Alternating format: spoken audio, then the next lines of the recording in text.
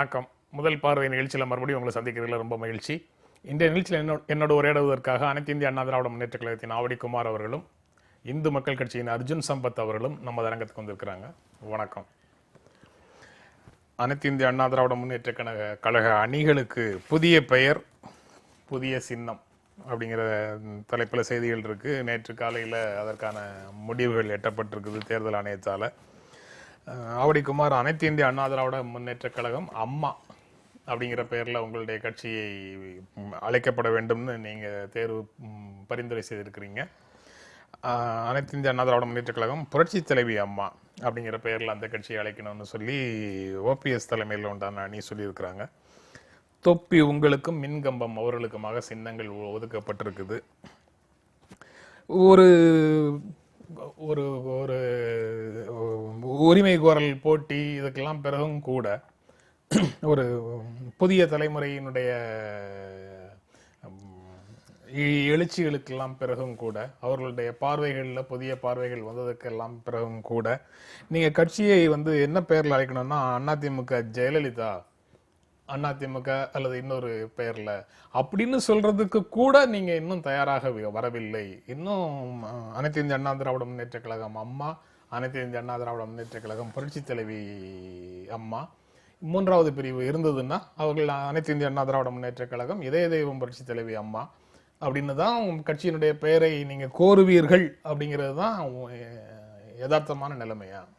இல்லை, அனைத்து இந்திய அண்ணா திராவிட முன்னேற்ற கழகம் புரட்சித் தலைவர் எம்ஜிஆர் அவர்களால் உருவாக்கப்பட்ட அந்த இயக்கத்தினுடைய பெயர் அனைத்து இந்திய அண்ணா திராவிட முன்னேற்ற கழகம் தான். அதை எந்த மாற்றத்தையும் நாங்கள் ஏற்றுக்கல அல்லது தேவைப்படலை. இன்றைக்கு தேர்தல் ஆணையத்தில் அனைத்து இந்திய அண்ணா திராவிட முன்னேற்ற கழகம் புரட்சித் தலைவி அம்மா அவர்களின் மரணத்திற்கு பிறகு பொதுச் செயலாளர் தேர்வு செய்ய வேண்டிய நிர்பந்தம் அனைத்து இந்திய அண்ணா திராவிட முன்னேற்ற கழகத்திற்கு வந்த நேரத்தில் நாங்கள் சின்னம்மா அவர்களை பொதுச் செயலாளர் தேர்ந்தெடுத்தோம். அந்த தேர்ந்தெடுத்தது சட்ட ரீதியாக அல்லது எங்களுடைய விதிப்படி ஏற்றுக்கொள்ளக்கூடியதா இல்லையா என்ற விவாதம் சர்ச்சை தேர்தல் ஆணையத்திடம் எழுப்பப்பட்டிருக்கிறது. சில புகார்கள் தரப்பட்டிருக்கின்றன. அந்த புகார்கள் விசாரிப்பதற்கு போதிய நேரமில்லை, சூழல் இல்லை என்று தேர்தல் ஆணையம் கருதுகின்ற காரணத்தால் உடனடியாக ஆர்கே நகர் தொகுதியில் ஏற்பட்ட இந்த இடைத்தேர்தலுக்கு மட்டும் ஒரே பேர்ல 2 சின்னம் தர முடியாது. அதனால அந்த பேர்ல ஒரு மாற்றத்தை ஏற்படுத்த வேண்டும் என்று அவர்கள் சொன்னதன் காரணமாக இந்த தேர்தலுக்காக இந்த 2 சின்னங்கள் ஒதுக்கப்பட்டிருக்கின்றன. அந்த சின்னங்களுக்காக இரண்டு வேறுபட்ட அடையாளங்கள் தரப்பட்டிருக்கின்றன. எனவே கட்சி ஒன்றுதான். ஆனால் தேர்தல் ஆணையம் ஆர்கே நகருக்கு தேர்தல் ஆணையம் முழுமையாக முடிவெடுக்க முடியாத அவர்களுடைய இயலாமையை வெளிப்படுத்தி இந்த கட்சிக்கு இந்த பெயர் தேர்தல் ஆணையம் பிறந்த குழந்தைக்கு பெற்றோர் சூட்டுற மாதிரி சூட்டியதா, இல்ல நீங்க உங்களுடைய தேர்வு செய்ததா? நாங்க தேர்வு செய்ததில்லை. தேர்தல் ஆணையத்தினுடைய நிர்பந்தத்தின் காரணமாக இந்த அதிமுக அம்மா அப்படிங்கிற பெயரை தேர்தல் ஆணையம் உங்களுக்கு சூட்டியதா? இல்ல, நீங்க கேட்கலையா அந்த பெயர்? தேர்தல் ஆணையம் அனைத்து இந்திய அண்ணா திராவிட முன்னேற்ற கழக தேர்தல் ஆணையம் அதிமுகவினுடைய ஒரு பிரிவுக்கு புரட்சி தலைவி அம்மான்னு பெயர் வச்சுதா? இல்ல, இது அவர் நீங்க கோரியதா இல்ல அவங்க வச்சதா? இல்ல, 2 அணிகளுக்கு அடையாளத்தை வேறுபடுத்தி அடையாளத்தை வேறுபடுத்தணும்ங்கறத நான் ஏற்கிறேன். ஆனா அந்த பெயர் கோருவது நீங்க தானே. கட்சி பெயர் கோருவது நான் எங்க கட்சியை இன்றைக்கு புரட்சி தலைவி அம்மா அவர்கள் இறந்ததற்கு பிறகு இந்த கட்சியை இன்றைக்கும் அவர்கள் முன்வைத்த திட்டங்கள், கொள்கைகள், அவர் நடைமுறைப்படுத்திய மக்கள் நல திட்டங்கள், அதை செயல்படுத்த வேண்டிய கடமை இந்த 5 ஆண்டுகளுக்கு அனைத்து இந்திய அண்ணா திராவிட முன்னேற்ற கழகத்திற்கு இருக்கிறது. எனவே அம்மா வைத்த கோரிக்கைகளை, அம்மா வைத்த வேண்டுகோளை, அம்மா வைத்த திட்டங்களை வைத்து எங்களை வாக்களித்து மக்கள் ஆளுகின்ற பொறுப்புக்கு அனுப்பி இருக்கிறார்கள். அந்த கடமையை 5 ஆண்டுகளில் நிறைவேற்ற, எனவே அம்மாவினுடைய எண்ணங்களை நாங்கள் நிறைவேற்றுவோம் என்பதை வெளிப்படுத்துகின்ற வகையில் இதை செய்திருக்கிறோம். அதற்காகத்தான் நீங்க செஞ்சிருக்கீங்க. இரண்டாவது என்ன சொல்றேன், நான் முடிச்சிடுறேன். தொப்பி அம்மா தேர்ந்தெடுத்த சின்னம் தான். சரி, அதை நாங்க தேர்ந்தெடுத்த சின்னம் இல்ல. சரி, இரட்டை இலை பயன்படுத்த முடியாத சூழல் வருகிற போது வந்தபோது அம்மா தேர்ந்தெடுத்த சின்னம் தொப்பிக்கு அம்மா வாக்கு கேட்டு ஒளிப்பதிவுகள் இருக்கின்றன. அதை நாங்கள் வெளியிடுவோம். எப்போன்னு கேட்டீங்கன்னா அனைத்து இந்திய அண்ணா திராவிட முன்னேற்ற கழகம் கேரள மாநிலத்தில் உள்ளாட்சி தேர்தல்களை சந்தித்த போது அந்த அங்கு இரட்டை இலை பயன்படுத்த முடியாத நிலை வந்த போது சுயேட்சை சின்னங்கள் பட்டியல் தந்த போது அதில் தொப்பி சின்னத்தை புரட்சி தலைவி அம்மா அவர்கள் தேர்ந்தெடுத்து 6 உள்ளாட்சி மன்ற அமைப்புகளில் போட்டியிட்டு அந்த தொப்பி சின்னத்தில் வெற்றி பெற்றிருக்கிறோம். எனவே எதுவுமே நாங்கள் புதியதாக செய்ததில்லை. எல்லாம் அம்மா வழிகாட்டுதலிலும் அம்மாவுடைய விருப்பங்களை தான் நாங்கள் செஞ்சிருக்கோம். 40 வருடங்களுக்கு முன்னால எம்ஜிஆர் நேர்ல வர வேண்டாம், அவருடைய தொப்பியை அனுப்பி வச்சா போதும் அப்படின்னு சொன்னது அப்படி சொன்னது இப்ப வேறொரு வடிவத்துல நடைமுறைக்கு வந்துட்டு இருக்கு அப்படின்னு. அதாவது தொடக்க காலத்துல தொப்பி கட்சியின் விமர்சனம் தொப்பியினுடைய அதாவது கடந்த முறை பிளவு ஏற்பட்ட போது இவங்க ஜேன்னு அந்தந்த அணிகளுக்கு யார் தலைமை தாங்கினாங்களோ, ஒரு காலத்துல எம்ஜிஆர் அவர்கள் இருந்த பொழுது அவங்க வி அணி, வி சர்வீஸ், ஜே சர்வீஸ்னு பஸ் எல்லாம் இருந்தது. அதாவது அதிமுகவில் 2 பிரிவு ஏற்பட்ட போது அந்த பிரிவுகளுக்கு யார் தலைமை தாங்குகிறார்களோ அவர்கள் பெயரிலே கடந்த முறை ஜா அணி, ஜே அணி என்று இருந்தது. இந்த முறை அவர்கள் பெயரை அவர்கள் முன்னிறுத்த விரும்பவில்லை. சசிகலா அணி என்றோ பன்னீர்செல்வம் அணி என்றோ அவர்கள் முன்னிறுத்த விரும்பவில்லை.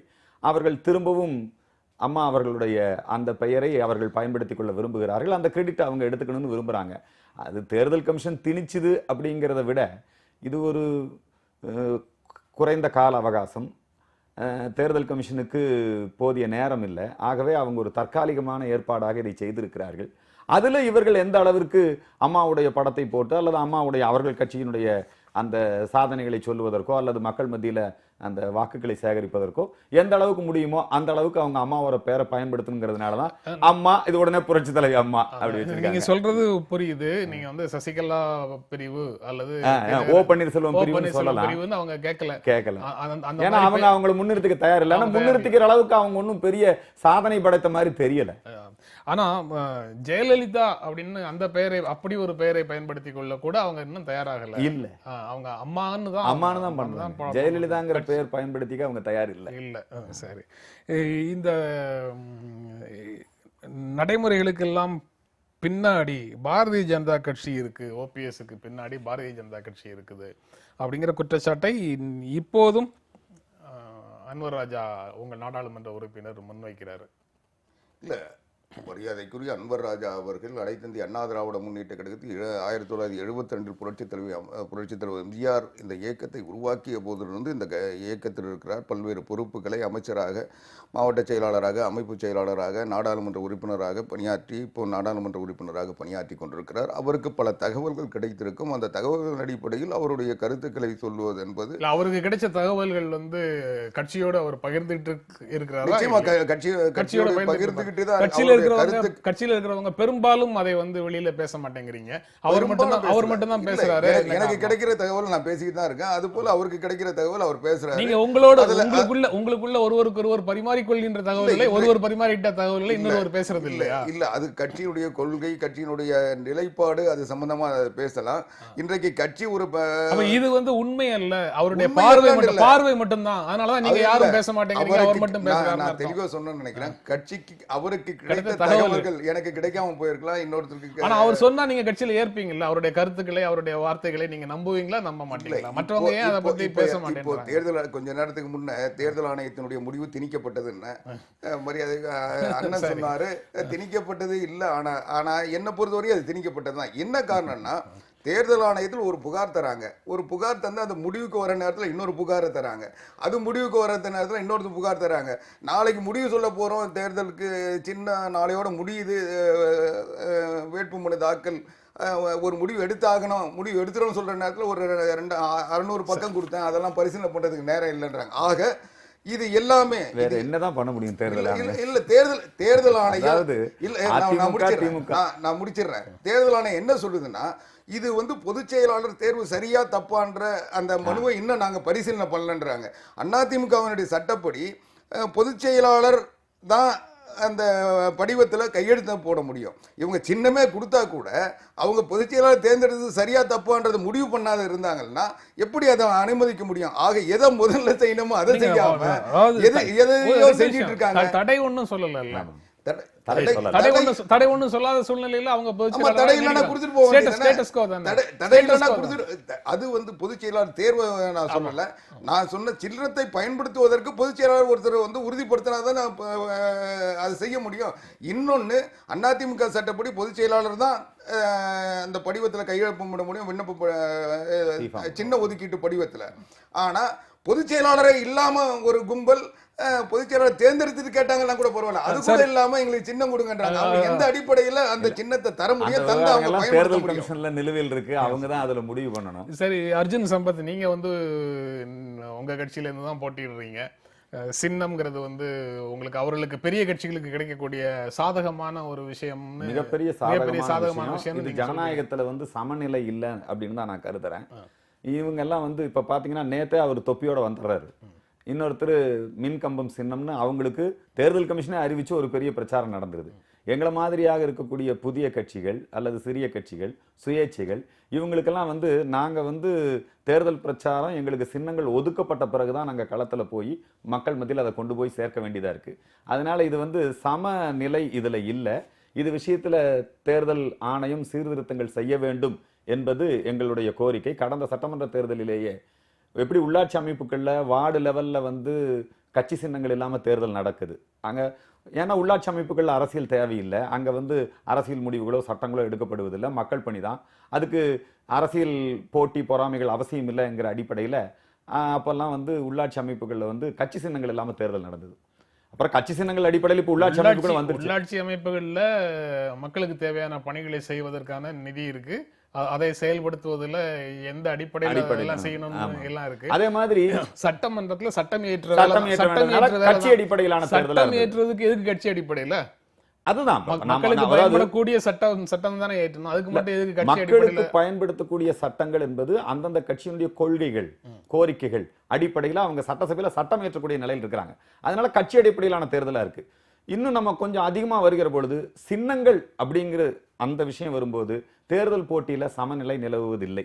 ஏன்னா இப்ப எம்ஜிஆர் அப்படின்னா ரெட்டைலை சின்னம், திமுக அப்படின்னா உதயசூரியன் சின்னம், காங்கிரஸ்னா கை சின்னம், பிஜேபினா தாமரை சின்னம். இப்படி இந்த சின்னங்களின் அடிப்படையில மக்கள் வந்து மனசுல ஒரு இது வந்து ஜனநாயகத்துல வந்து நீங்க வந்து உங்களுக்கு நினைவுக்காக திரும்ப எடுத்து காட்டுறேன். திண்டுக்கல் பை எலெக்ஷன் 72 மாயத்தேவருக்கு வந்து இரட்டை இலைங்கிறது புதிய சின்னம் இல்ல, அது புதுசா அப்பதான் ஆரம்பிச்சாங்க. புதிய சின்னம் சுயேட்சை சின்னம், அது புதிய சின்னம். உதயசூரியன் காமராஜருக்கு இதுவும் பசுவும் கன்றுமும் மக்களிடத்துல பிரபலமான சின்னம். மூன்றாவது இடத்துக்கு சின்னம் முக்கியம்னு சொல்லி நம்ம மீண்டும் மீண்டும் எல்லாரும் பேசிட்டு இருக்கிறதுக்கு இதுவும் ஒரு காரணம்ங்கிற சின்னம் அப்படிங்கிறது. இப்போ இந்த எங்களுடைய இந்த கருத்தை இப்போ வந்து இவர் கூட வரவேற்றிருக்காரு, சீமான் கூட. சின்னம் ஒவ்வொரு தேர்தலுக்கும் மக்களுக்கு புதிதாக கட்சிகளுக்கு வழங்கினால் எங்களுக்கு பிரச்சாரத்துல ஒரு சமநிலை நிலவும், அது ஜனநாயகத்துல ஆரோக்கியமான சூழலாக இருக்கும். இப்போ வந்து எப்படின்னா காலை கட்டிட்டு நாங்க ஓடுற மாதிரி இருக்கு. அவங்களுக்கெல்லாம் முன்கூட்டியே பிரச்சாரத்தை துவங்கி நடத்துவதற்கான வாய்ப்புகள் கிடைச்சிருது. சின்னங்கள் ஒதுக்கப்படாத எங்களை மாதிரி இருக்கிறவங்களுக்கு எங்களுக்கு அதுல வந்து சில தடைகள் இருக்கு. இந்த நிலைமை மாறணும். ஜனநாயகங்கிறது எல்லோருக்கும் சம வாய்ப்பு தானே. எந்த விஷயத்திலையும், பிரச்சாரத்திலையும் சரி, விளம்பரத்திலையும் சரி சம வாய்ப்பு இருக்க வேண்டும். தேர்தல் கமிஷன் ஆரம்ப காலத்துல பெட்டி முறை இருந்தது, அதுக்கப்புறம் சின்ன முறை வந்தது. இப்போ வந்து பல்வேறு விதமான முன்னேற்றங்களை செஞ்சிருக்காங்க. இப்போ எலக்ட்ரானிக் ஓட்டிங் மிஷின் எல்லாம் வந்திருக்கு. அப்போ தேர்தல் கமிஷன் இந்த சீர்திருத்தத்தையும் அதில் சேர்த்துக்கொண்டால் அது ஒரு முதிர்ந்த ஆரோக்கியமான ஜனநாயகத்திற்கு வழிவகுக்கும். தேர்தல் முறையில இன்னும் கூட ஒரு சிறப்பாக அமையும் என்பது எங்களுடைய கருத்து, வேண்டுகோள். தேர்தலில் கட்சிகளுக்கு இடையில வந்து சின்னம் ஒதுக்குவது போன்ற விஷயங்கள்ல ஒரு சமநிலை வேணும் அப்படின்னு சொல்லி சம்பத் சொல்றாரு. இப்ப வேறு சில செய்திகள் வந்து மாநிலங்களுக்கு இடையில வந்து மத்திய அரசு சமநிலையை பேணுகிறதா அப்படிங்கிற கேள்வியோட வேறு சில செய்திகள் இருக்கு. நிலக்கரி படுகையில மீத்தேன் வாயு எடுக்கிறதுக்கு சுற்றுச்சூழல் அமைச்சகம் மீண்டும் அனுமதி, மன்னார்குடி விவசாயிகள் அதிர்ச்சின்னு ஒரு செய்தி.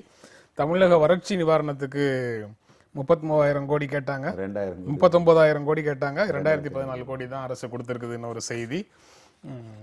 இலங்கை போர்க்குற்றம் தொடர்பான தீர்மானத்தில் கருத்தொற்றுமையின் அடிப்படையில் முடிவெடுப்போம்னு மத்திய வெளியுறவு அமைச்சர் சுஷ்மா ஸ்வராஜ் சொன்னதாக ஒரு செய்தி. 3 செய்திகள் இருக்கு. தமிழ்நாட்டில் வழக்கமாக இந்த செய்திகள் எல்லாமே கடுமையான அதிர்வலைகளை ஏற்படுத்தக்கூடிய செய்திகள். ஆவடிக்குமார், நீங்க எப்படி பார்க்குறீங்க? இல்லை, மீத்தேன் திட்டத்தை பொறுத்தவரையில் 2009 அனுமதிக்கப்பட்டது. அன்றைக்கு தமிழ்நாட்டை ஆண்ட திராவிட முன்னேற்ற கழகமும் மத்தியில் ஆண்ட காங்கிரஸ் திமுக கூட்டணி அமைச்சரவையும் எடுத்த பல முயற்சிகளின் காரணமாக அதுக்கப்புறம் அவங்க வந்து கோர்ஸ் கரெக்ஷன் முடிச்சிட்டாங்கல்ல.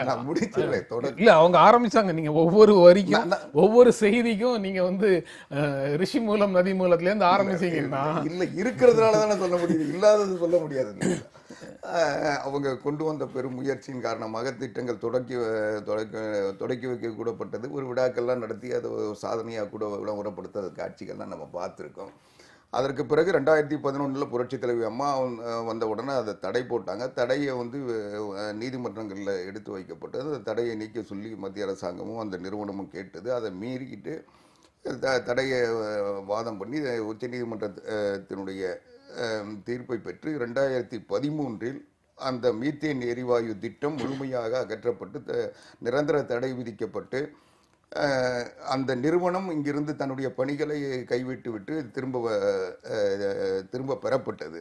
அப்படிப்பட்ட சூழ்நிலையில் இன்றைக்கு மத்திய அரசாங்கம் அதில் ஒரு சில திருத்தங்கள் செய்திருக்கிறோம் அல்லது மாற்றங்களை செய்திருக்கிறோம். வேறு வகையான தொழில்நுட்பங்களை பயன்படுத்த போகிறோம் அல்லது பாதிப்பற்ற ஒரு சூழலை உருவாக்கியிருக்கிறோம்லாம் சொல்லிட்டு இன்றைக்கி அனுமதி பெற்றிருக்காங்கன்ற தகவல் வந்துகிட்டு இருக்கு. அது எந்த அளவுக்கு உண்மைன்னு தெரியல. அது உண்மையாக இருக்குமே ஆனால் தமிழ்நாடு அரசாங்கம், தமிழ்நாட்டில் இருக்கின்ற அனைத்து மக்களும் இதை வன்மையாக எதிர்ப்பார்கள். காவிரி டெல்டா பாசன அளவுக்கு உண்மைன்னு தெரியலன்னு சொல்றீங்க. இதுல வந்து இல்ல எனக்கு நீங்க செய்திப்படி 2015 வாபஸ் வாங்கிக்கிறாங்க அந்த திட்டத்தை. மறுபடியும் அவர்களுக்கு இருக்கக்கூடிய வழிமுறை அவங்க திரும்ப மேல்முறையீட்டுக்கு போயிருக்காங்க. சுற்றுச்சூழல் அமைச்சகம் இப்ப மறுபடியும் பரிசீலனை பண்ணி வேறு சில காரணங்கள், புதிய காரணங்கள், அது சுற்றுச்சூழலுக்கு பாதிப்பு இல்லை அப்படிங்கிற காரணத்தினால அனுமதி கொடுத்திருக்கிறதா சொல்றாங்க. இது விஷயத்துல விஞ்ஞானிகள், சுற்றுச்சூழல் ஆர்வலர்கள், விவசாயிகள் இவர்களுடைய கருத்தறிந்தும் இது எல்லாம் முழுக்க அறிவியல் பூர்வமான இவர்களுடைய கருத்து. அரசியல் கட்சி தலைவர்களுடைய 2013 இவர்களுடைய கருத்து அறியப்பட்டது. அந்த அவருடைய கருத்து அறியப்பட்டதன் அடிப்படையில 2015 இவங்க நிரந்தரமாக தமிழ்நாடு அரசு தடை விதித்தது. இப்போ புதிய விஷயம் சொல்றாங்க. அது எந்த அளவுக்கு அதெல்லாம் வந்து மறுபடியும் பார்வைக்கும் பரிசீலனைக்கும் உரியது. ஒரு விஷயம் வருகிற பொழுது அது காவிரி பிரச்சனையா இருக்கலாம், மீத்தேனா இருக்கலாம், நியூட்ரினோவா இருக்கலாம், கூடங்குளம் அணு மின்சாரமா இருக்கலாம். இது மாதிரியான விஷயங்கள்ல வந்து அரசியல் கட்சி தலைவர்கள் அவங்களா பெரிய விஞ்ஞானிகளா தங்களை கற்பனை பண்ணிக்கிட்டு எங்கேயோ யாரோ எழுதி கொடுக்கக்கூடிய விஷயங்களை படித்து கொண்டு ஒவ்வொரு விஷயத்திலையும் நியூஸ் அப்படிங்கறத விட ஆளும் தரப்புல இருக்கக்கூடிய அரசியல் தலைவர்கள் அவங்க விஞ்ஞானிகள் ஆயிருவாங்க. தான் சொல்றேன். இந்த விஷயங்கள் அந்த நிபுணர்கள், விஞ்ஞானிகள், இப்ப உதாரணத்துக்கு நிபுணர்கள் விஞ்ஞானிகள் கூட இரண்டு தரப்புலயும் இருக்கலாம், ரெண்டு தரப்புலயும் இருப்பாங்க. அதுல பொதுவான முடிவுக்கு வர வேண்டியது, அதுக்கு முடிவெடுக்கக்கூடிய இடத்துல இருக்கக்கூடிய அந்த சுற்றுச்சூழல் அமைச்சகம் அல்லது பசுமை தீர்ப்பாயம் இது மாதிரி இருக்கிறவங்க தான் இது நல்லதா கெட்டதாங்கிறத முடிவு பண்ண முடியும். அதுக்கு முன்னாடி ஆரோக்கியமான விவாதங்கள், கருத்து பகிர்வுகள் வரவேற்கலாம். உடனடியாகவே அதை வந்து ஏதோ இந்தியாவுக்கு, தமிழகத்துக்கு விரோதமாக ஒட்டுமொத்தமா இந்திய அரசு நடந்துக்குது, தமிழகத்தை அழிக்க பார்க்கிறது என்கிற ரீதியில பேசுவது என்பது அது முழுக்க அரசியல். அதனால ஒரு பயனும் இது ஆக போறது. மத்திய அரசு தமிழகத்தை அழிக்க, மத்திய அரசு வஞ்சிக்கிறது, மத்திய அரசு தமிழகத்தை அழிக்க பார்க்கிறது, தமிழர்கள் என்பதால் செய்யறாங்க அப்படின்னு சொல்றதெல்லாம் எவ்வளவு தூரம் வந்து நீங்க ஏற்கலையோ அதே மாதிரி இந்த திட்டங்களை எதிர்ப்பவர்கள் எல்லாரும் தேச விரோதிகள் அப்படின்னு சொல்ல முடியாது. அப்படின்னு சொல்றவங்களும் எங்க எந்த போராட்டம் நடந்தாலும் அந்த போராட்டத்துக்கு பின்னாடி இந்த சக்திகள் இருக்கின்றன, பிரிவினைவாத சக்திகள் இருக்கின்றன, பயங்கரவாத சக்திகள் இருக்கின்றன, அது மாதிரியான அணுகுமுறை, சீர்குலைவு சக்திகள் இருக்கின்றன. இந்த எண்டுக்கு போறதும் சரி, அந்த எண்டுக்கு போறதும் சரி, அது ரொம்ப அவங்க அரசியல் நிலைப்பாட்டுக்கு ஏற்றபடி கையில ஒரு முத்திரை குத்துறதுக்கு எல்லாரும் கையில ஸ்டாப் பண்ண எந்த திட்டங்களுமே நிறைவேற்ற முடியாம போயிடும். ஒரு அனுபவம் என்னன்னா, கூடங்குளத்துக்கு முன்னாடி பல்வேறு அணைக்கட்டு திட்டங்கள் எல்லாம் வந்தது. உதாரணத்துக்கு நீலகிரி மாவட்டத்தில் குந்தா, பைக்காரா நீர்மின் திட்டங்கள்லாம் வந்தபோது இதே மாதிரியான எதிர்ப்புகள் இருந்தது. அங்க இருக்கக்கூடிய மக்கள் வேறு இடத்திற்கு இடம்பெயரக்கூடிய சூழல் இதெல்லாம் வந்தபோது அவர்களுக்கு தேவையான நிவாரணம், அவர்களுக்கு தேவையான மாற்று ஏற்பாடு இதெல்லாம் செய்து தர வேண்டும் என்பது நியாயமான கோரிக்கை. இன்னைக்கு நம்ம அந்த திட்டத்தையே எதிர்த்து அது நடைமுறைப்படுத்த விடாம விட்டுருந்தோம்னா இன்னைக்கு நம்ம எங்க இருந்து மின்சாரம் இன்னைக்கு போய் பாருங்க. அந்த காலத்துல வந்து அங்க வந்து மரங்கள் அழிக்கப்பட்டது, கிராமங்கள் இடமாற்றப்பட்டதுன்னு பெரிய எதிர்ப்பு வந்தது.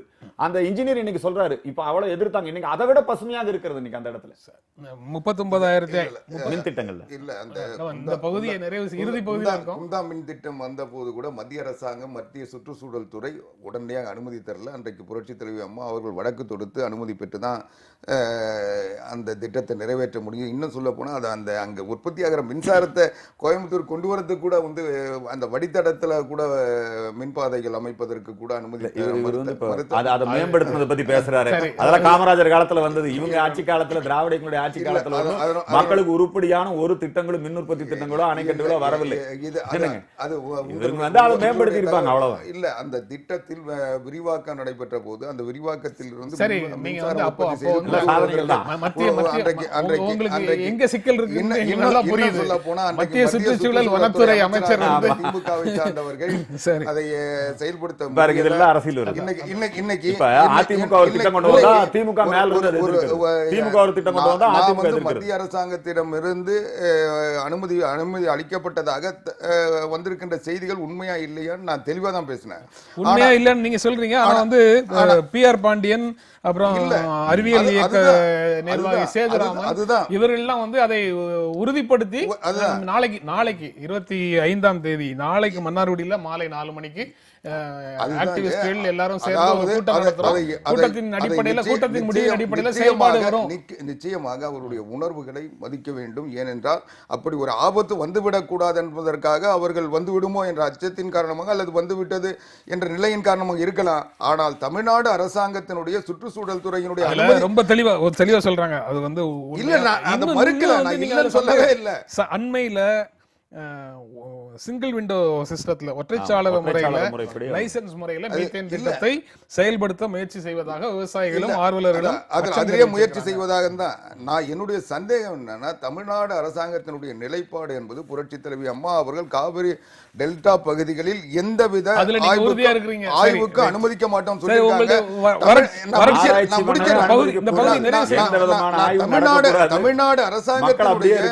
தமிழ்நாடு அரசாங்கத்தினுடைய அனுமதி பெறாமல் ஏற்கனவே கொடுத்த அனுமதியை ரத்து செய்து விட்டதற்கு பிறகு மறுபடியும் அப்படி அனுமதி இல்லாமல் இதை செயல்படுத்த முடியுமா என்பது எனக்கு ஒரு சந்தேகம் இருக்கு. அதனால மாநில அரசாங்கம் இதை எதிர்க்கின்ற போது இந்த திட்டத்தை செயல்படுத்துவது மத்திய அரசாங்கத்திற்கு அதிகாரம் இருக்கிறதால் அது முயற்சிக்க முடியுமா? சரி, மத்திய அரசாங்கம் செய்ய முடியுமா முடியாதா? மாநில அரசு அது மீறி செஞ்சாங்கன்னா எதிர்ப்போம், அதை தடுப்போம். சரி, அதை நீங்க எதிர்ப்பீங்க, வரும்போது பாத்துக்கலாம்ன்றீங்க. வரும்போது இல்ல, we will cross the bridge when it comes அப்படி சொல்றீங்க. ஓகே, இல்ல தமிழ்நாடு வறட்சி நிவாரணத்துக்கு 2014 கோடிங்கறத இல்ல நான் முடிச்சிரேன். அவர் வரும் என்றால் அது மாநில அரசாங்கத்தினுடைய எண்ணத்தை மீறி, மாநில மக்களுடைய உணர்வுகளை மீறி மத்திய அரசாங்கம் செய்கின்ற முயற்சின்னு சொல்ல வர. சரி, நீங்க அந்த முயற்சியை தடுப்போம். நீங்க 39,525 கோடி வறட்சி நிவாரணத்துக்காக 39,525 கோடி ஓபிஎஸும் போய் முதலமைச்சராக இருக்கும்போது கேட்டாரு, எடப்பாடி பழனிசாமியும் போய் கேட்டாரு. 2014 கோடி மத்திய உயர்நிலை குழு கொடுப்பதற்கு ஒப்புதல் கொடுத்திருக்குது அப்படிங்கிறது செய்தி. அது தமிழ்நாட்டில் வந்து உடனடியாக உங்களிடமிருந்து எதிர்வினை வர வேண்டிய, அது உங்களுக்கு ஏற்புடையதானா அந்த அந்த உடனடி நிவாரணம் அப்படின்னு இதை பார்க்குறீங்களா? இல்லை இதுக்கு மேலே எதுவும் வரும் வராதுங்கிறத பற்றி உங்களுடைய பார்வை என்ன, அரசுடைய பார்வை என்னங்கிறது தெரியணும். ஒன்று, இலங்கை போர்க்குற்றம் தொடர்பாக ஏற்கனவே நிறைவேற்றப்பட்ட தீர்மானத்தை நடைமுறைப்படுத்துவதற்கு இலங்கைக்கு மேலும் 2 ஆண்டுகள் கொடுப்பது தொடர்பாக புதிய தீர்மானம் வருது. அதில் அவைக்குள்ளே ஏற்படக்கூடிய பொது கருத்துக்கு ஏற்ப முடிவு செய்வோம் அல்லது கருத்தொற்றுமைக்கு ஏற்ப முடிவு செய்வோம்னு மத்திய வெளியுறவு அமைச்சர் சுஷ்மா ஸ்வராஜ் சொல்றாங்க. அதற்கு தமிழ்நாட்டில் அந்த கருத்தை தமிழ்நாடு ஏற்கிறதா அப்படிங்கிறதுக்கு ஆளுங்கட்சிங்கிற முறையில் உங்களுடைய கருத்து அவசியமாகுது. இந்த ரெண்டையும் பற்றி என்ன நினைக்கிறீங்க? நிகழ்ச்சியுடைய ரொம்ப இறுதி பகுதியில் இருக்கிறோம். அதுதான் வார்தா புயல்ல இருந்து வறட்சி நிவாரணத்திலிருந்து கேட்டதுல யானை பசிக்கு சோளப்பொரி அது கூட காலத்துல போடாம இன்றைக்கு ஒரு மிக கடுமையான நெருக்கடியும் பாதிப்பையும் தொடர்ந்து சந்தித்துக் கொண்டிருக்கின்ற சூழ்நிலையில் மத்திய அரசாங்கம் ஏதோ மாற்றாந்தாய் மனப்பான்மையோடு இன்றைக்கு தன்னுடைய அணுகுமுறையை வைத்துக் கொண்டிருக்கிறது என்ற தோற்றம் மக்களிடம் உருவாவதற்கு இதுதான் காரணம். மத்திய அரசாங்கம் வந்து அரசு காரணம் இல்ல, மத்திய அரசு காரணம் இல்ல, அது ஒரு தோற்றம் தான். அவங்க இன்னும் முடிவுக்கு வரல. அவங்க வந்து மத்திய அரசாங்கம் சின்ன விஷயத்திலையும் சரி, வறட்சி நிவாரண விஷயத்திலையும் சரி, மீத்தேன் விஷயத்திலையும் சரி, மத்திய அரசை விமர்சிக்கிறதா வேண்டாமா, நம்முடைய தேவைகளை கேட்பதா வேண்டாமா, அது ஏதாவது அரசியல் இவங்களுக்கு வேறு விதமான விளைவுகளை ஏற்படுத்திடுமா, இவங்களுக்கு அது அரசியல் மாதிரி அப்படி இருக்காங்க. இல்ல அதிமுக தமிழ்நாட்டு இதை விட கடுமையான விளைவுகளை எந்த மத்திய அரசாங்கம் ஏற்படுத்த முடியாது. அதையெல்லாம் சந்திச்சுட்டு தான் இருக்கு, சமாளிச்சுட்டு தான் இருக்கு. ஆனால் என்றும் சந்தித்திராத ஒரு வறட்சி அந்த சூழல் நிலவுகிறது. இதுக்கு 2000 கோடி பத்தாது. அவங்க வந்து உடனடி நிவாரணமா அறிவிச்சிருக்கிறாங்க. மேலும் நிவாரணத்தை கேட்டு பெற வேண்டிய இடத்துல இது ஏடிஎம்கே மட்டுமல்ல, டிஎம்கே, இங்க இருக்கிற அனைத்து அரசியல் கட்சிகள், பிஜேபி உட்பட. என்ன விஷயம்னா, பிஜேபிக்கு வந்து இங்க அந்த பழைய காங்கிரஸ் மந்திரி சபை, திமுக மந்திரி சபை எல்லாம் இருந்தபோது மத்தியில அப்பெல்லாம் வந்து 8 மினிஸ்டர் 9 மினிஸ்டர் இருந்தாங்க. இப்ப பிஜேபிக்கு ஒரே ஒரு மினிஸ்டர் தான் இருக்காங்க. அதனால இங்க இருக்கக்கூடிய பிஜேபி தலைவர்கள் இவர்கள் எல்லாருமே சேர்ந்து தமிழகத்தினுடைய தேவையை அறிந்து இன்னும் வறட்சி நிவாரணத்தை அதிகமாக பெற்று தமிழகத்தினுடைய வறட்சியை போக்குவதற்குரிய ஏற்பாடுகளை செய்ய வேண்டும், நிவாரண பணிகளை செய்ய வேண்டும். அதுதான் பொதுவான கோரிக்கை. இது இலங்கை போர்க்குற்றம் தொடர்பான இலங்கை போர்க்குற்றம் பொறுத்த வரைக்குங்க, இன்னும் மத்திய அரசாங்கத்தினுடைய அணுகுமுறை என்பது பாகிஸ்தானை ஒரு எதிரி நாடாக பார்க்கிறார்கள், வங்கதேசத்தை ஒரு எதிரி நாடாக பார்க்கிறார்கள், அதே போல சீனாவை. ஆனால் இலங்கையை பொறுத்த மட்டிலும் அது ஒரு பௌத்த நாடு என்கிற காரணத்தினாலும், நமக்கு அண்டை நாடாக இருக்கிற காரணத்தினாலும் இன்றைக்கும் அவர்கள் ஒரு நட்பு நாடாக பார்த்து கொண்டிருக்கிறார்கள். அது ஒரு நட்பு நாடு என்கிற நிலை மாறி ரொம்ப நாள் ஆயிப்போச்சு. அதை வந்து அது நம்முடைய இந்தியாவினுடைய உள்நாட்டு வெளிநாட்டு பாதுகாப்புக்கு எதிரான பல்வேறு காரியங்கள் இலங்கை அரசாங்கம் தொடர்ந்து செய்து கொண்டிருக்கிறது. நம்முடைய மக்களை தொப்புள் கொடி உறவுகளை அங்கே அளித்திருக்கிறது. அங்கே நம்முடைய மக்களுக்கு தேவையான நீதியை, நியாயத்தை பெறுவதற்கு மத்திய அரசு இலங்கை தமிழர் பக்கம் நிற்க வேண்டும் என்பதுதான் எல்லோருடைய கோரிக்கை. தலைமைத்துவ அணுகுமுறைகள் அப்படிங்கிற தலைப்புல ஒரு நூல் மதிப்புரை தமிழ் ஹிண்டுல இருக்கு. அதுல நம்முடைய ஒவ்வொரு செயல்பாட்டின் முடிவையும் நம்முடைய அணுகுமுறைகளே தீர்மானிக்கின்றன. ஒவ்வொருவருடைய வாழ்க்கையிலையும் ஆழமான தாக்கத்தை ஏற்படுத்தக்கூடிய வல்லமை அணுகுமுறைகளுக்கே இருக்குது. ஒருவருடைய தனிப்பட்ட வெற்றிக்கோ அல்லது குழுவோட வெற்றிக்கோ நல்ல அணுகுமுறைகள் மட்டுமே காரணமாக இருக்க முடியாதுங்கிறது உண்மையா இருந்தா கூட, மோசமான அணுகுமுறைகள் கண்டிப்பாக அழிவிற்கான உத்தரவாதம் அப்படிங்கிற பேராகிராஃபோட ஆரம்பிக்குது அந்த நூல் மதிப்புரை. முன்னாள் அமெரிக்க அதிபர் தாமஸ் ஜெபர்சன் சொன்ன மாதிரி, தன்னுடைய இலக்கை அடைவதற்கான சரியான அணுகுமுறைகளை கொண்ட ஒருவனை எதுவும் தடுத்து நிறுத்திவிட முடியாது. அதே சமயம் தவறான அணுகுமுறைகளை கொண்ட ஒருவனுக்கு இந்த பூமியில யாராலும் உதவி செய்யவும் முடியாதுன்னு முடிச்சிருக்காங்க அந்த நூல் மதிப்புரையை. இதை பற்றி பேசுவோம். பேசுறதுக்கு முன்னாடி ஒரு 2 செய்திகள். தமிழ்நாடு சட்டப்பேரவை தலைவரை நீக்க கோரும் திமுகவினுடைய தீர்மானம் தோல்வி. 122 அதிமுக உறுப்பினர்கள் எதிராக வாக்களித்தனர். ஓபிஎஸ் அணி புறக்கணித்தனர் அப்படின்ற ஒரு செய்தியும், ஏர் இந்தியா அதிகாரியை காலனியால் அடித்த சிவசேனா எம்பி அப்படின்னு ஒரு செய்தியும் இருக்கு. அந்த 2 செய்திகளையும் பேசிட்டு தலைமைத்துவ அணுகுமுறைக்குள்ள போகலாம். திராவிட முன்னேற்ற கழகத்தினுடைய தீர்மானம் தோல்வி சட்டமன்றத்துல அப்படிங்கிறத எப்படி பார்க்குறீங்க? அது ஏற்கனவே தோல்வி அடையுங்கிறது எல்லாருக்கும் தெரியும். அவங்களும் தெரிஞ்சிருந்துதான் அதை கொண்டு வந்தாங்க. ஆனாலும் சட்டமன்ற ஜனநாயக நெறிமுறைகளின்படி அவர்களுடைய எதிர்ப்பு கருத்தை, இந்த சபாநாயகருக்கு தங்களுடைய எதிர்ப்பை தெரிவிப்பதற்காக இதை இந்த தீர்மானத்தை கொண்டு வந்திருக்காங்க. பொதுவாக தமிழ்நாடு சட்டமன்றம் என்பது ஒரு மிகப்பெரிய ஒரு புனிதமான இடமாக, ஒரு காலத்தில் புல்கானின் வந்தபோது நான் படித்திருக்கிறேன். அவர் தமிழக சட்டசபை நடவடிக்கைகளை பார்த்துவிட்டு, நான் ஒரு கம்யூனிஸ்டாக இருந்தாலும் மதத்திலே எனக்கு பெரிய ஈடுபாடு இல்லை என்று சொன்னாலும், இந்த அவை நடவடிக்கைகளை பார்க்கின்ற பொழுது ஒரு கோவிலுக்குள் இருந்தது போன்ற ஒரு நல்ல சூழல் இங்கே இருக்கிறது என்று அவர் தன்னுடைய கருத்தை தமிழ்நாடு சட்டமன்றம் குறித்து மிக உயர்வாக பதிவு செய்தார். ஆனால் 67க்கு பிறகு சட்டமன்றத்திலே நடந்து கொண்டிருக்கின்ற இந்த நிகழ்வுகள், ஒரு காலத்தில் தமிழன் என்று சொல்லடா தலைநிமிர்ந்து நில்லடா என்கிற நிலை மாறி, இப்பொழுது தமிழன் என்று சொல்லடா தலைகுனிந்து நில்லடா என்கிற நிலைக்கு சபையிலே நடக்கக்கூடிய நடவடிக்கைகள் மிக மோசமாக இருக்கிறது. அது சபாநாயகருக்கு எதிராக இருக்கலாம், அல்லது எதிர்க்கட்சி தலைவருக்கு எதிராக இருக்கலாம். நடக்கக்கூடிய விவாதங்கள் கூட அது ஒரு போட்டியின் அடிப்படையிலையும் விதண்டாவாதத்தின் அடிப்படையிலும் நடக்கக்கூடிய விவாதங்களாக பெரிய அளவில் ஆரோக்கியமா இல்லை. தமிழ்நாடு சட்டமன்ற மரபுகள் சீர்குலைக்கப்பட்டிருக்கின்றன. உங்களுக்கு தெரியும், உள்ளேயே வேஷ்டி அவிழ்ப்பு, புடவை இழுப்பு, சபாநாயகரையே ஜாதி சொல்லி விமர்சனம் செய்வது, இப்படி பல்வேறு விதமான விஷயங்கள் இந்த சட்டமன்றத்தில் அரங்கேறி இருப்பது வருந்தத்தக்கது. அதனால இந்த நடவடிக்கைகள் எல்லாம் மாற வேண்டும். ஒரு நல்ல மக்கள் பணி ஆற்றக்கூடிய, மக்களுக்கு தேவையான சட்டங்களை இயற்றக்கூடிய ஒரு நல்ல இடமாக மீண்டும் இந்த திராவிட கலாச்சாரத்தில் இருந்து விடுபட்டு தமிழக சட்டமன்றம் புத்துயிர் பெற வேண்டும். அதற்கான முயற்சியை தான் எங்களை போன்றவர்கள் நாங்கள் மேற்கொண்டு வருகிறோம். 67க்கு பிறகு தமிழ்நாடு சட்டமன்றம் இப்படி ஆயிடுச்சுன்னு சொல்றீங்க. சட்டசபை என்பது சட்டசபை ஆயிருச்சு அப்படின்னு சட்டசபை ஆயிடுச்சுன்னு சொல்றீங்க. அதற்கு வந்து திராவிட முன்னேற்ற கழகமும் திமுக அதிமுக ரெண்டுமே காரணம்னு சொல்றீங்க. இந்தியாவில் இருக்கக்கூடிய பிற சட்டமன்றங்கள் எல்லாம் தமிழ்நாட்டை விட சிறப்பாக செயல்படுது. இன்னொரு பொருள் கொள்ளலாமா? அதுக்கு அப்படி இல்ல. அதாவது மற்ற சட்டமன்றங்களிலெல்லாம் நடைபெறாத அதுக்கெல்லாம் முன்னோடி இவங்க தான். மற்ற சட்டமன்றங்கள்லாம் இதை பார்த்து தான் அங்க எல்லாம் சபாநாயகர் இருக்கையில் போய் உட்கார்றது, மைக்க கழட்டி அடிக்கிறது, தகராறு பண்றது, ஜாதி சொல்லி திட்டுறது எல்லாம் எங்க நடந்ததுன்னா இங்கதான். அவங்களுக்கு எல்லாம் எதுவுமே தெரியாது. இவர்களை பார்த்து தான் அவர்கள் கற்றுக்கொண்டார்கள் சொல்றீங்க. அதாவது முதல் செஞ்சது இவங்க தான். ஏன்னா இவங்க தான் இந்த கலாச்சாரத்தை அறிமுகப்படுத்துறாங்க. பல வெளிநாட்டு நீங்க தேர்தல் வெளிநாட்டு நாடாளுமன்றங்கள்ல வெளிநாட்டு நாடாளுமன்றங்கள் நடக்குது. அவர்களுக்கும் இவர்கள் தான். நான் அந்த அளவுக்கு போகல. ஆனா இது தமிழ்நாட்டுல இது ஒரு ஆரோக்கியமற்ற ஒரு சூழல். இந்த சூழலை மாற்றி அமைக்க வேண்டும் என்பதுதான் நம்முடைய நோக்கம். அது வந்து இவங்க வந்ததுக்கு அப்புறம் இது ஒரு திராவிட இயக்க கலாச்சாரமாகவே ஆகிவிட்டது என்பதுதான் எங்களுடைய குற்றச்சாட்டு. நீங்க எப்படி பார்க்கிறீங்க? அதாவது தமிழ்நாடு சட்டமன்றம் என்பது தமிழ்நாட்டு மக்களுடைய அரசியல் மையம். வெளியே என்ன நடக்குதோ அதுதான் அங்கே உள்ள நடக்கும். வெளியே வந்து அரசியல் எப்படி இருக்கோ அதுதான் அதனுடைய தாக்கம் தான், அதனுடைய பிரதிநிதித்துவம் தான் அங்கே இருக்குது. அதனால் அது அப்படி தான் இருக்கும். இது ஏதோ தமிழ்நாட்டிற்கு மட்டும் இருக்குன்னா, இந்திய நாடாளுமன்றத்தில் ஒவ்வொரு நாளும் பார்க்குற செயல்களை வந்து பார்த்தவங்க தமிழ்நாடு சட்டமன்றத்தில் நடக்கிறதுல ஒன்றும் ஆச்சரியப்படவோ அதிசயப்படவோ எந்த செய்தியும் இருக்காது.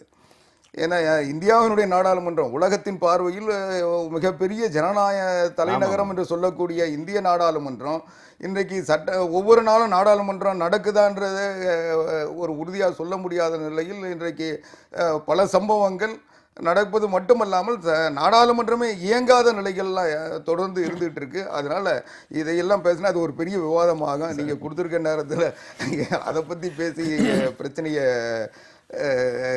வேற எடுத்து கொண்டு போக விரும்பலை.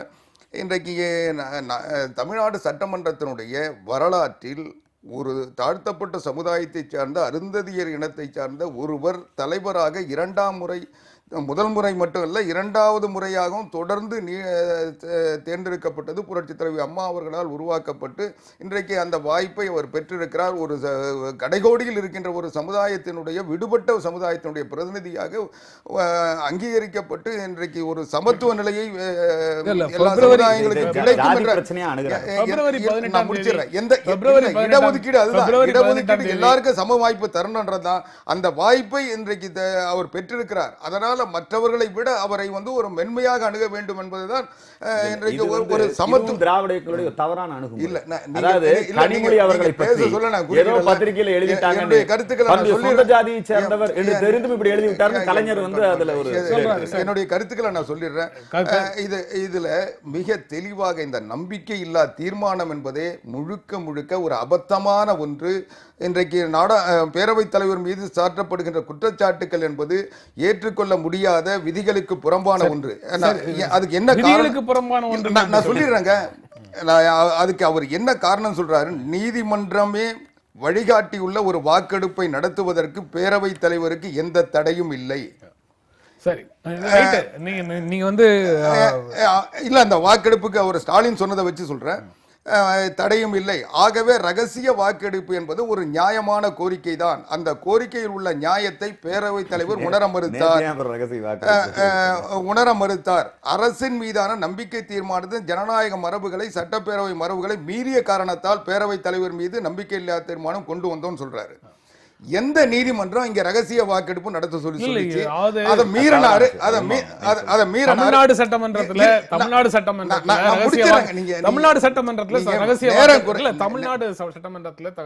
ரகசிய வாக்கெடுப்பு நடத்தணும்னு சொல்லி நீதிமன்றம் சொல்லல. ஆனா ரகசிய வாக்கெடுப்பே நடைமுறையில எந்த காலத்திலயும் இல்லன்னு சொல்ல முடியாது. நீதிமன்ற அறிவுறுத்தலின் நடந்திருக்கு. நான் இல்ல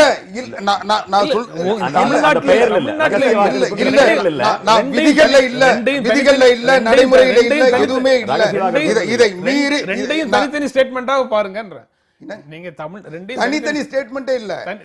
நீங்க கேக்குறது எனக்கு புரியுது, நேரத்தை வீணாக்க வேண்டாம். நான் கேட்கறது நீதிமன்றம் கட்டளையிட்டால் தான் நடத்த முடியும். சபாநாயகருடைய விதிகளில் அல்லது சட்டமன்ற விதிகளில் அதற்கான வாய்ப்பு இல்லை. எந்த நீதிமன்றமும் கட்டளையிடவில்லை.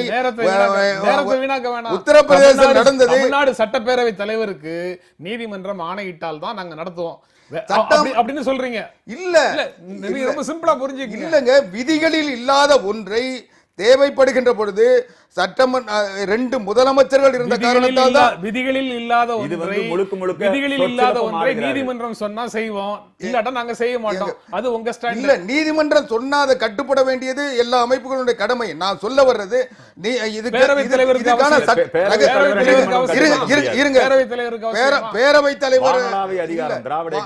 அது பிஎஸ் பாண்டியன் கிட்ட போய் சொல்லுங்க. அது இல்ல. இன்றைக்கு நான் இன்னும் உறுதியா சொல்றேன், இதுக்கான வாய்ப்பு மட்டும் இல்ல, சட்ட ரீதியான அங்கீகாரமே இல்ல. என்ன காரணம்னா இன்றைக்கு நடந்தது ரகசிய வாக்கெடுப்பு நடத்தவே முடியாது. கட்சி தாவல் தடை சட்டம் இருக்கின்ற வரை, அதை கடைபிடிக்கின்ற வரை ரகசிய வாக்கெடுப்பு எல்லாம் வெளிப்படையான வாக்கெடுப்பு தான் நடத்த முடியும். அது நாடாளுமன்றத்தில் அதான் நடக்குது, சட்டமே அதுதான் சொல்லுது. ரகசிய வாக்கு இது இன்னும் சொல்ல போனா வாக்கெடுப்பே இல்ல, தீர்மானம் நிறைவேற்றப்படுகிறது. நம்பிக்கை வாக்கெடுப்பு தீர்மானம் நிறைவேற்றுவதற்கு என்ன வழிமுறையோ அதுதான் இதுல கடைபிடிக்கணும். இது வாக்கெடுப்பு என்ன, இது வந்து வாக்காளர் பட்டியல் வச்சுக்கிட்டு தேர்தல் நடத்தல. இது ரகசிய வாக்கெடுப்பு இல்ல, நடத்த முடியாது. மனசாட்சிப்படி வாக்களிக்க முடியாது. கட்சியினுடைய தான் வாக்களிக்க முடியும். நம்பிக்கையில்லா தீர்மானம் நடைமுறை முடிஞ்சது. நம்பிக்கையில்லா தீர்மானம் தோல்வி. அவைத்தலைவர் மீது தமிழ்நாடு சட்டப்பேரவை நம்பிக்கையை வெளிப்படுத்தியது. அதுல ரொம்ப முக்கிய ஒரு டெவலப்மெண்ட் வந்து ஆர் நடராஜ் பேரவைத் தலைவருக்கு ஆதரவாக வாக்களித்தார் அப்படிங்கிறது ஒரு செய்தி. அவர் தான் 2 அணிகளுக்கும் பொதுவான நபர் அப்படிங்கிற நிலைப்பாட்டில் முன்னால வந்து நம்பிக்கை கோரும் வாக்கெடுப்பு பழனிசாமிக்கு நம்பிக்கை கோரும் வாக்கெடுப்புல வாக்களித்தார். இதுவரைக்கும் அனைத்து இந்திய அண்ணா திராவிட முன்னேற்ற கழக முதலமைச்சர் எடப்பாடி பழனிசாமி அவர்களுக்கு 122 பேர் இருந்தார்கள் என்ற ஒரு தோற்றம் இருந்தது. நேற்றைய வாக்கெடுப்புக்கு பிறகு 124 பேர்கள் இருக்கிறார்கள் என்பது உறுதிப்படுத்தப்பட்டிருக்கிறது. அதனால இது வந்து பிரச்சனையின் அடிப்படையிலான ஆதரவு. பிரச்சனை அடிப்படை அவர் அதிமுக உறுப்பினர் தான். சரி, ரைட். கட்டுப்படுவார்னு சொல்றீங்க. ஆனா இதுல வருந்தத்தக்க விஷயம், ஏற்கனவே முதலமைச்சரை பார்த்து எந்த விஷயம் எடுத்தாலும் ஜாதி சாயம் பூசி அதுல வந்து அரசியல் ஆதாயம் தேட முயற்சிப்பது என்பது வன்மையாக கண்டிக்கத்தக்கிறார். ஏடிஎம்கே இருந்தாலும் அதிகாரம் வந்து பல வடிவங்கள்ல ஒரு மனிதனிடத்துல குவியுது. அதுல ஒன்றாக சாதியம் இருக்கு அப்படிங்கிறத அடுத்த செய்தியிலையும் பார்க்க முடியுது. ஏர் இந்தியா அதிகாரியை காலனியால் அடித்த சிவசேனா எம்பி அப்படின்னு ஒரு செய்தி. பிசினஸ் கிளாஸ் டிக்கெட்டை கையில வச்சிருக்கிறவருக்கு சரியான இருக்கு. ஏர் இந்தியா வந்து பிசினஸ் கிளாஸே இல்லாத ஒரு ஃபிளைட்டை கொடுத்துருச்சு. அதுக்காக அவர் ஃபிளைட்டை விட்டு கீழே டெல்லி வந்து சேர்ந்ததற்கு பிறகு ஃபிளைட்டை விட்டு கீழே இறங்க மாட்டேன், விமானத்தை விட்டு கீழே இறங்க மாட்டேன்னு சொல்லி மேலதிகாரிகளை வர சொல்லி அவரை மேலாளரை 25 முறை நான் செருப்பால் அடித்தேன் அப்படின்னு வெளியிலேயும் வந்து அவர் கிளைம் பண்றாரு. எப்படி பார்க்குறீங்க? நான் சும்மா போறதுக்கு நான் ஒன்றும் பாஜக எம்பி இல்லை அப்படின்னு வேற சொல்றாரு. இது வந்து அந்த மேனேஜர் அவங்க, ஏன்னா ஏர் இந்தியாங்கிறது முழுக்க பாதுகாக்கப்பட்ட பகுதி, அங்கே கேமரா இருக்கும், இவர்களுடைய நடவடிக்கை எல்லாமே பதிவாயிருக்கும். இதை வந்து ஒரு எஃப்ஐஆர் போட்டு ஒரு நீதி விசாரணைக்கு உட்படுத்தணும், ஒரு புலனாய்வு பண்ணணும். தவறு யார் செய்திருந்தாலும் அவர்கள் மீது கடுமையான நடவடிக்கை எடுக்கணும். இந்த விமான பணிப்பெண்களோட தகராறு பண்ணிக்கிறது அல்லது ரயில்வே அதிகாரிகளோட தகராறு பண்ணிக்கிறது, சில எம்பிக்களுக்கு இந்த தலைமை பண்பு, நம்ம அடுத்து அதை பற்றி தான் நம்ம போகிறோம். இந்த மாதிரியான அணுகுமுறை தவிர்க்கப்பட வேண்டியது. இவர் ஒரு மிகப்பெரிய மக்கள் பிரதிநிதி, நாடாளுமன்றத்திலலாம் இருந்து பேசுகிறவங்க. இவங்க வந்து அதிகாரிகள் கிட்ட அல்லது அரசு ஊழியர்கள் கிட்ட இப்படியான தவறான நடந்து கொள்வது என்பது, அரசு ஊழியர்கள் எல்லாருமே அவங்க நல்லா நடந்துக்கிட்டாங்கன்னு நான் சொல்ல வரல. இந்த பிரச்சனையில் தவறு யார் செய்திருந்தாலும் கடும் நடவடிக்கை எடுக்கப்பட வேண்டும். ஒரு தலைமை பொறுப்பில் இருக்கிறவங்க பொது இடங்கள் எப்படி நடந்துக்கணுங்கிறது இருக்கு, அது வந்து சரியாக பின்பற்றப்பட வேண்டும். இது போன்ற மக்கள் பிரதிநிதிகள் தான் நமக்கு வழிகாட்டக்கூடிய இவங்களே இப்படி தவறான வழி, சேவை சரியாக கிடைக்கவில்லை என்றால் சேவை வழங்கக்கூடியவர்களை கூப்பிட்டு பொதுமக்கள் வந்து அடிக்கலாம் அப்படின்ற செய்தி தப்பான செய்தி. அப்படி ஒரு செய்தியை தான் இவர் அப்படிதான் சொல்றாரு. அது ஒரு தவறான செய்தி. நீங்க எப்படி பார்க்கறீங்க அதை? அதான் இது ஒரு ஆதிக்க உணர்வுகளின் வெளிப்பாடு. மரியாதைக்குரிய அர்ஜுன் சம்பத் அவர்கள் பேசுகின்ற போது சொன்னார், ஏதோ தமிழ்நாட்டில் தான் ஜாதி உணர்வு இருக்கு. இன்னும் சொல்ல போனா ஜாதி உணர்வுகளால இன்னைக்கு எக்கானமிக் கிளாஸ் டிக்கெட் வச்சிருக்கவங்களுக்கும் பிசினஸ் கிளாஸ் டிக்கெட் வச்சிருக்கவங்களுக்கும் இடையில உள்ள வேறுபாடு இல்ல. அது கொடுக்கக்கூடிய ஒரு பிளாட்ஃபார்ம், அது கொடுக்கக்கூடிய ஒரு அதிகாரம் வந்து நீ மதிக்கல இல்ல. அதுதான் ஆதிக்க உணர்வு. ஜாதிய காரணமாக இருக்கலாம், பொருளாதார காரணங்களாக ஒரு ஆதிக்கம் செலுத்துறதுக்குன்றது மனநிலை தான். அந்த மனநிலை அவர்களுடைய எண்ணத்தினுடைய வெளிப்பாடு தான். தன்னை யாரும் வந்து தான் சொல்றதெல்லாம் அதை சேர்க்கணும், செய்யணும். அதை செய்யறதுக்கு அவங்களுக்கு கடமை இருக்கு. நம்ம வந்து எம்பி ஆயிட்டதுனால நம்ம வந்து என்ன வேணா பண்ணலாம். நான் கேட்டால் இது மக்களவைத் தலைவர்கிட்ட முறையிடுவோம்னு சொல்லலாம். அவங்கள அதுக்கு பிறகும் மிரட்டலாம். 25 முறை அதுக்கப்புறம் நான் ஒன்று இன்னும் பனிஷ் பண்ணுவேன்னு சொல்லி எச்சரிக்கலாம். எனக்கு வந்து இந்த நாட்டினுடைய சட்டங்கள் தனியாக ஒரு அதிகாரத்தையும் பலத்தையும் தந்திருக்குன்னு சொல்லி ஒரு எண்ணத்தை அவர் உருவாக்கி கொண்டிருப்பது என்பது இது தமிழ்நாட்டில் இம்யூனிட்டிங்கிறது அவைக்குள்ள அவங்க செயல்படக்கூடிய செயல்பாட்டுக்கு மட்டும்தானே. இல்ல ஒரு நாடாளுமன்ற சிறப்பு உரிமைகளோ சலுகைகளோ அவைக்குள்ள அவங்க செயல்படுவதில்லை. அது மட்டும் இல்ல, ஒரு நாடாளுமன்ற உறுப்பினர்களுடைய உரிமைகள் பறிக்கப்படுகின்ற பொழுது அவையினுடைய கவனத்திற்கு கொண்டு வர்றதும் அவை நடவடிக்கை எடுக்கிறதுக்கும். நாடாளுமன்ற உறுப்பினர் வந்து பிசினஸ் கிளாஸ்ல டிராவல் பண்றதுக்கான உரிமை இருக்கு. ஆனா அந்த நேரத்துல ஏர் இந்தியால இருந்து அந்த நேரத்துல அவருடைய எக்கானமி சீட் உள்ள எக்கானமி சீட் மட்டும் இருக்கக்கூடிய அந்த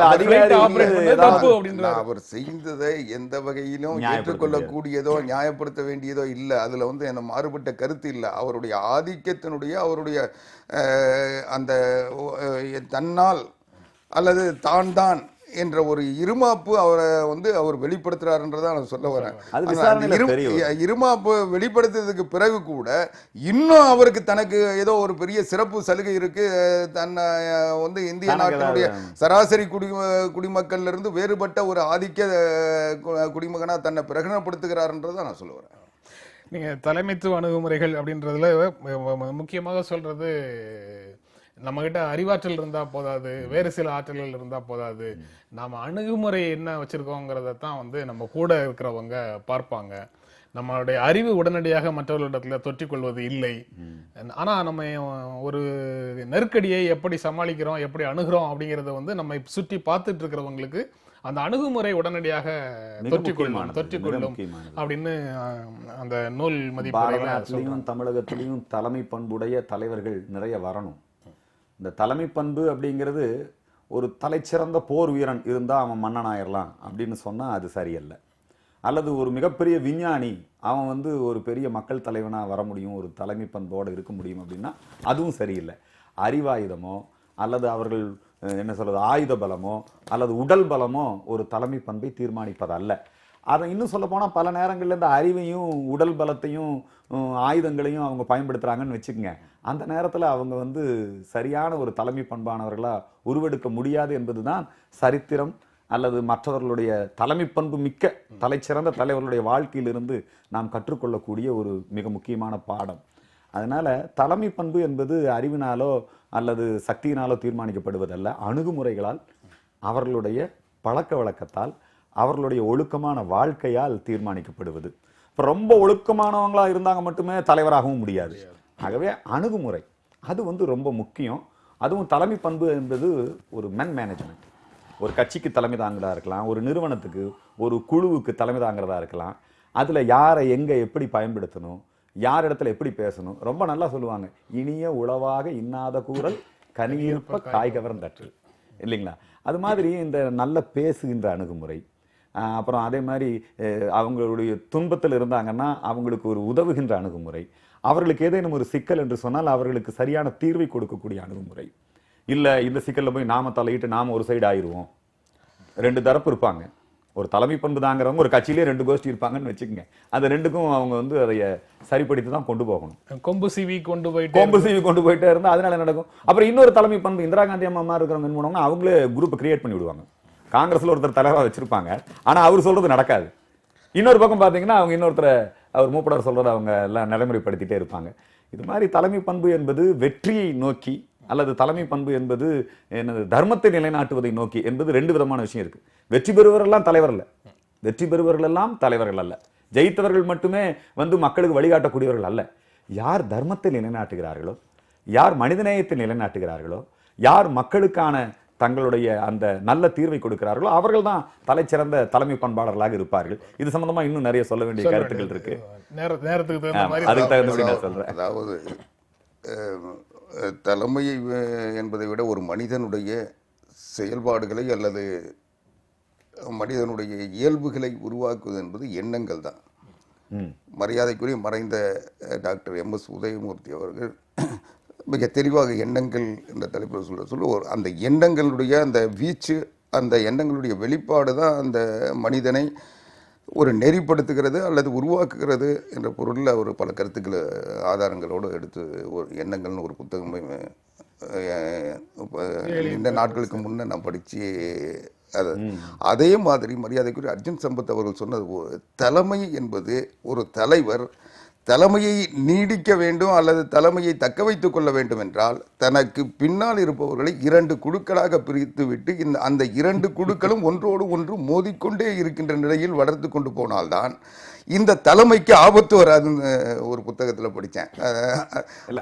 இந்திரா காந்தி இப்ப இருக்கிற அரசியல் கட்சியுடைய ஒரு குறிப்பிட்ட சம்பவங்களுக்குள்ள போக வேண்டியது. அதாவது இல்ல ரெண்டையும் நான் முரண்பட்டு பார்க்கிறேன். ஒரு மனிதனுடைய எண்ணம், ஆளுமை, அவருடைய நெறிமுறை ஒரு தலைமையை உருவாக்குவது என்பது ஒன்று, அடுத்தவரை பலகீனப்படுத்தி அதன் மூலமாக தன்னுடைய தலைமையை தக்க வைப்பது என்பது ஒன்று. இரண்டும் வேறுபட்ட தலைமைகள். ஆனால் இந்த இதுவை பொறுத்தவரைக்கும் அவர் தெளிவாக சொல்றாரு, இன்றைக்கு மற்றவர்களுடைய அணுகுமுறைகள் நமது வாழ்வில் குறிப்பிடத்தக்க மாற்றத்தை நாம் அடுத்தவங்களோட எப்படி அணுகிறோன்றது தான் நம்முடைய வெற்றியையோ அல்லது இலக்கையோ நோக்கி அடைய வைக்குது. பெரும்பாலும் ஒருவரை ஒருவர் சார்ந்தே தான் மனித வாழ்க்கை அமைஞ்சிருக்கின்றதை அவர் உறுதிப்படுத்துகிறார். அதே நேரத்தில் ஒரு சிலரிடம் தம்மால் இணைந்து செயல்பட முடியாது, அதை நம்ம உணர்ந்துட்டோம்னாவே நம்முடைய அணுகுமுறை சரியா இருக்கு. ஏன்னா நம்ம அவங்களோட செயல்பட முடியாதுன்னு தெரிஞ்சதுக்கு பிறகு அவங்களோட போராடிக்கிட்டே இருந்துட்டு நம்ம கொள்கை ரீதியாக நம்மோட உடன்பாடு இருக்கிறார்கள்ன்றது மரியாதைக்குரிய அர்ஜுன் சம்பத் போன்றவர்கள் அதுக்காக இணைஞ்சு இருப்பதை போன்ற ஒரு தோற்றத்தை உருவாக்கி கொண்டு, ஆனால் அவர்கள்ட்ட முரண்பட்டே ஒவ்வொரு தேர்தலையும் இருந்துகிட்டு இருக்கிறது போல சில சம்பவங்கள் கூட நடந்துகிட்டு இருக்கு. அதனால இது எல்லாமே நாம உணர்றது மட்டும் இல்லை, உணர்த்துறதும் முக்கியம். அதை போலவே இன்றைக்கு ஒரு நெறிமுறைகளில் சொல்றாரு, ஒரு பலமான அணியை எதிர்கொள்வதற்கு முன் தனது அணி வீரர்களை சரியான அணுகுமுறைகளின் முக்கியத்துவத்தை வீரர்களுக்கு பயிற்சி அளிக்க வேண்டும்ன்றாரு. அதுக்காக எங்கேயாவது ஒரு இடத்துல கூட்டு போய் 10 நாள் ட்ரைனிங் கேம்ப் நடத்த முடியாதுல்ல? அது நடத்தாம இருக்க முடியாது, அது நடத்தாம இருக்க முடியாதுன்றதுதான் அதுல அதனுடைய பொருள். யாருமே நம்ம சரியான திசையில போனா கூட நம்ம எந்த இடத்தை அடைகிறதுக்கு என்ன நோக்கத்துக்கு இதை செய்யறோன்றத தன்னுடைய அணி வீரர்களுக்கு வெளிப்படுத்தணும். அவர் வெளிப்படுத்துறது மட்டும் இல்லாம அவர்கள் எந்த சலனங்களுக்கு இரையாகாமல் அதை பாதுகாக்கணும். அந்த தற்காத்து கொண்டாதான், ஏன்னா நம்மை விட பலமான எதிரிகள் அவர்கள் நியாயமற்ற வழிகளில் கூட நம்மை பலகீனப்படுத்த நினைக்கின்ற போது நாம் தயாராக மட்டுமல்லாமல் விழிப்பாக இருக்க வேண்டியது கடமை. அந்த வகையில் தான் இன்னைக்கு எல்லாத்தையும் நிகழ்ச்சியை நிறைவு செய்கிற இடத்துல இருக்கிறோம். இதுல இருக்கக்கூடிய இன்னொரு முக்கியமான இது விஷன், லீடர்ஷிப்புக்கு இருக்கக்கூடிய விஷன். இது ஒரு குறிப்பிட்ட பீரியட்ல 100 மீட்டர் ஓட்டப்பந்தயத்தை இவ்வளவு நொடிகளுக்கு மேல கடக்க முடியாது அப்படின்ற நம்பிக்கையில சோர்ந்து இருக்கக்கூடியவங்கள்ல இருந்து இதற்கு மேல முயற்சி பண்ண முடியும் அப்படின்னு சொல்லி பயிற்சியும் முயற்சியும் இலக்குகளை அடைவதற்கு துணை நிற்கும்ங்கிற ஒரு நம்பிக்கையை கூட இருக்கிறவங்கள்ட்ட உருவாக்கி மக்களுடைய உணர்வு மட்டம் அல்லது கட்சிக்காரங்க உணர்வு மட்டம் அல்லது நிறுவனத்தில் இருக்கக்கூடியவர்களுடைய உணர்வு மட்டம் ஒருவேளை தலைமையில் இருக்கக்கூடியவர்களுக்கு அதை விட கொஞ்சம் கீழே இருந்ததுனாலும் அவர்களுக்கு நம்பிக்கையூட்டி மேலே எடுத்துட்டு வர்றது தலைமையினுடைய முக்கியமான பண்பு. உண்மை. தலைமை பண்பு என்பது ஒரு தலைமை பண்பு அப்படின்னா, அந்த தலைமை ஒருவேளை அவங்க காலத்துக்கு பிறகும் அவங்க உருவாக்கின அந்த இயக்கம் நீடித்து நிற்கணும். அந்த தலைவர் போனா அவ்வளவுதான், அந்த இயக்கம் முடிஞ்சு போச்சு அப்படிங்கிற மாதிரியான சூழல்லாம் இப்ப இருக்கு. அதெல்லாம் அந்த தலைமை பண்பினுடைய அந்த விஷயத்தை கேள்வி கேட்க வைக்குது. நம்ம இந்தியாவுக்கு, தமிழ்நாட்டுக்கு நல்ல தலைமை பண்புடைய ஒரு நல்ல ஆட்கள் தேவை. அதனால இப்ப இந்த தலைமை பண்பு குறித்த ஒரு விவாதம் அல்லது கருத்துக்களை பகிர்ந்து கொள்வது ரொம்ப ஆரோக்கியமானது. தலைமை பண்புன்னா நீங்க ராமர் நீங்க எடுத்துக்கிட்டீங்கன்னு வச்சுக்கோங்க, அவர் ஒரு பெரிய வில்லாளி, அதனால அவர் சிறந்த வீரன், அதனால அவர் சிறந்தவர் அல்ல. இந்த தேசத்தினுடைய மரியாதை புருஷோத்தமனாக இருந்தார். ஒரு வில், ஒரு இல், ஒரு சொல் அப்படின்னு வாழ்ந்தார், தர்மத்தை நிலைநாட்டினார். அதுதான் தலைமை பண்பு. தாமர் செபர்சன் சொன்னதை போல ஒரு சரியான அணுகுமுறை கொண்ட ஒருவரை எதுவும் வீழ்த்திவிட முடியாது. ஒரு சரியான அணுகுமுறை இல்லாத ஒருவரால் எதையும் சாதித்து விட முடியாது. அதனால ஒரு சரியான அணுகுமுறையோடு இன்றைக்கு பயணிப்பவர்களுக்கு நிச்சயம் வெற்றி கிடைக்கும். இந்த நிகழ்ச்சியில் பங்கேற்று உங்களுடைய கருத்துக்களை பகிர்ந்து கொண்டதற்கு எங்கள் நெஞ்சார்ந்த நன்றி. மீண்டும் சந்திப்போம். நன்றி, வணக்கம்.